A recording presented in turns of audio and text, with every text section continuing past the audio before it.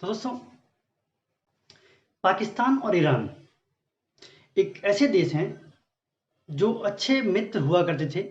बल्कि ईरान उन देशों में एक था जिन्होंने पाकिस्तान के फॉर्मेशन मीन्स 1947 के टाइम में ईरान ने पाकिस्तान को एज अ कंट्री मान्यता दी थी। तो समझ सकते हैं कि वो किस तरह का रिलेशन रखना चाहता था पाकिस्तान से, जो सबसे पहले उसने इस कदम को उठाया और दोनों देशों के राष्ट्राध्यक्ष के उस टाइम के 1948 में पाकिस्तानी प्राइम मिनिस्टर ईरान की यात्रा पे गए। उसके बाद ईरान के शाह 1950 में पाकिस्तान की यात्रा पे आए और रिलेशनशिप को स्ट्रॉन्ग कराने की दिशा में बहुत सारे कदम उठाए।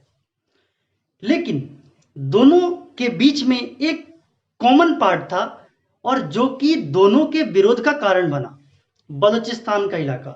बलूचिस्तान सुन्नी बहुल पाकिस्तान में भी है और एक बलूचिस्तान शिया बहुल ईरान में भी है। जी हाँ, आप जानते होंगे पाकिस्तान एक सुन्नी बहुल मुस्लिम देश है और ईरान एक शिया बहुल मुस्लिम देश है। दोनों के बीच बलूच का क्या कनेक्शन है? आज जो हालात बन रहे हैं वो बलूचों के कारण बन रहे हैं। बलूच पाकिस्तान द्वारा एडमिनिस्ट्रेड है, वो भारत का हिस्सा है। ये सब हम डिस्कस कर चुके हैं, जान चुके हैं।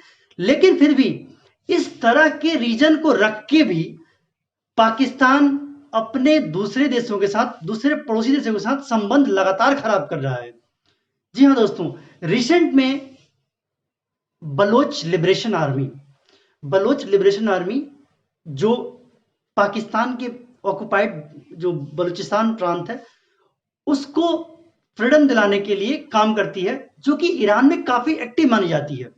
क्योंकि ईरान का जो बलूचिस्तान है वहां पे इन क्रांतिकारियों का एक बहुत ही बड़ा हुजूम है और ये बलूचिस्तान के लिबरेशन के लिए, इनकी आजादी के लिए वो लड़ते रहते हैं। रिसेंट एक अटैक में इन्होंने फ्रंटियर कॉर्प्स पाकिस्तान के 6 सैनिकों को मार दिया। उससे फिर चाइना और ईरान के रिश्तों में एक बार फिर से खटास पैदा हो गई है। वैसे ये मामला नया नहीं है। फरवरी में last year same thing was happen from Pakistan to Iran. Iran में एक गश्ती दल पे पाकिस्तान की तरफ से हमला हुआ था, जिसको कि ईरानी चरमपंथी दल कहते हैं। उसने हमला किया और 27 सैनिकों को मार दिया था। तो ये उतार चढ़ाव लगा रहा है। लेकिन जो मुद्दा बलूचिस्तान का है, वो बलूचिस्तान का मुद्दा बहुत पहले से चला आ रहा है। जैसा कि हमने देखा कि ईरान और पाकिस्तान के संबंधों की शुरुआत बहुत अच्छे से हुई, लेकिन 1970 के दशकों में आते आते 79 और 80s में तो बिल्कुल वर्स्ट कंडीशन आ चुकी थी, जिसमें कि ईरान ने सबसे पहले ये कोशिश की कि संबंध अच्छा बना रहे। लेकिन पाकिस्तान ही वैसा क्या है, पाकिस्तान वैसी चीज नहीं जो संबंधों को बना के रखे और बढ़ा के रखे।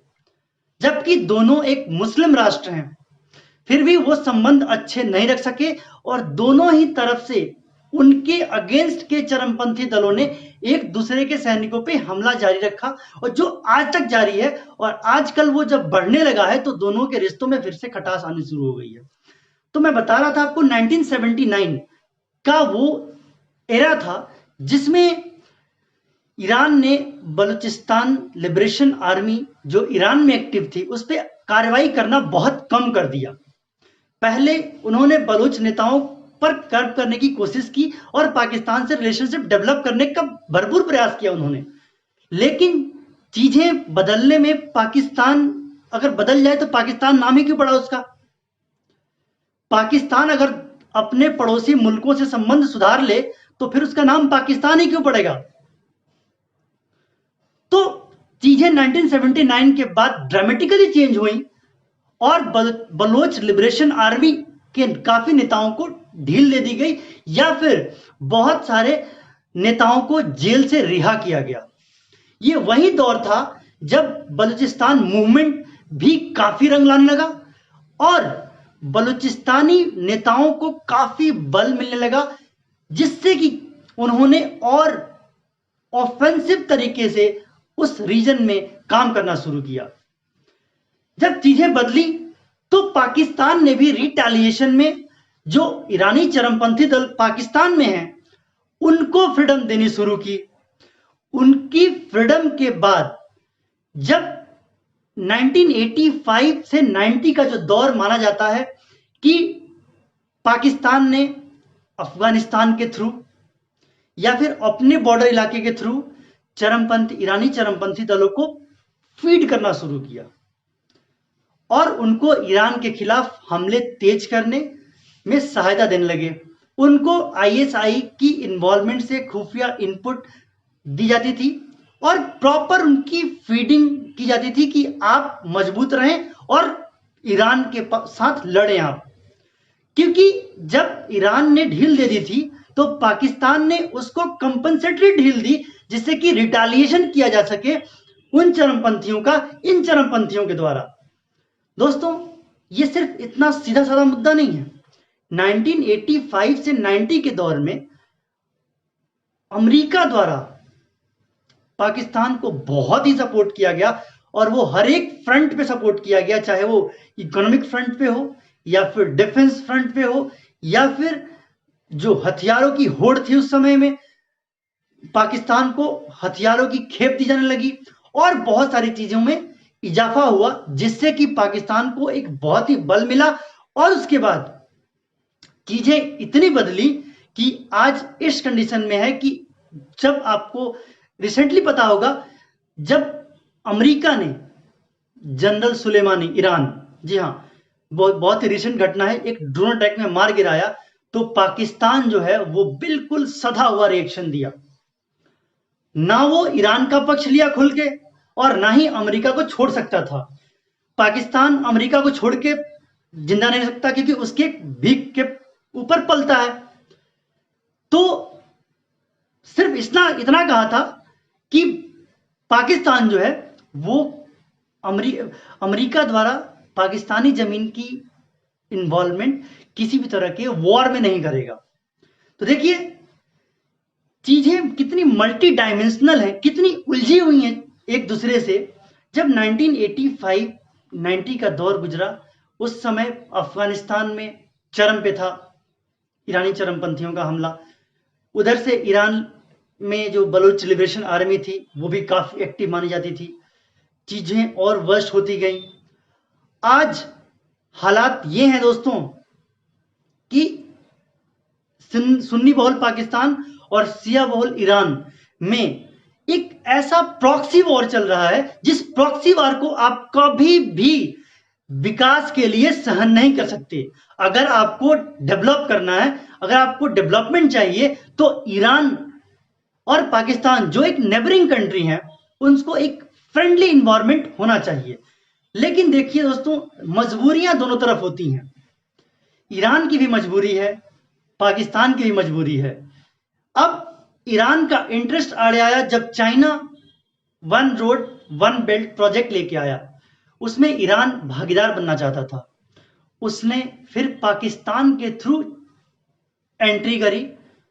चाइना के विस्तारवादी नीति में वो खुद ही कूद गया और उसने एक एग्रीमेंट साइन किया चाइना ईरान, जिसमें कि वन रोड वन बेल्ट की अवधारणा में वो टोटली जो है अपने आप को समर्पित करता हुआ पाया गया और इसके लिए भी उसको पाकिस्तान की जरूरत थी। तो उसने पाकिस्तान को अप्रोच किया और पाकिस्तान के थ्रू चाइना जाकर उनके चरणों में पड़ा और चरणों में पड़ने के बाद वो भी one belt one road project में शामिल हो गया।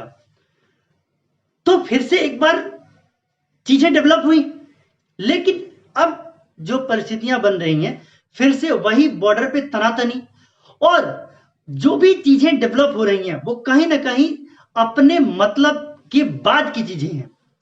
जब आप कोई चीज चाहते हो और उसके लिए कोई माध्यम और हो तो आप उसके लिए नरमी बरतते हो और जब आपका मतलब निकल जाता है तो आप कहीं ना कहीं उस पर हमलावर जाते हो। ये चीजें इंटरनेशनल रिलेशन में बिल्कुल आम सी बात हो गई हैं।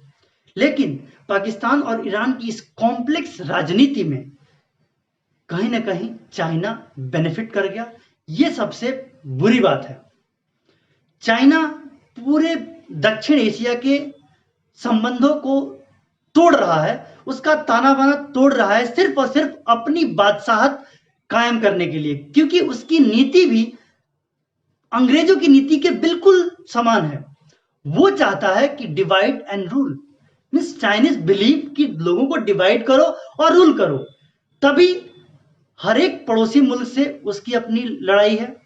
कुछ वैसे मुल्क जो किसी उसके दुश्मन देश के स्ट्रेटेजिक के खिलाफ काम कर सकते हैं, उनका उपयोग करो, जैसे भारत के खिलाफ उसने किया, जैसे भारत के खिलाफ मालदीव से किया उसने, बांग्लादेश से किया उसने।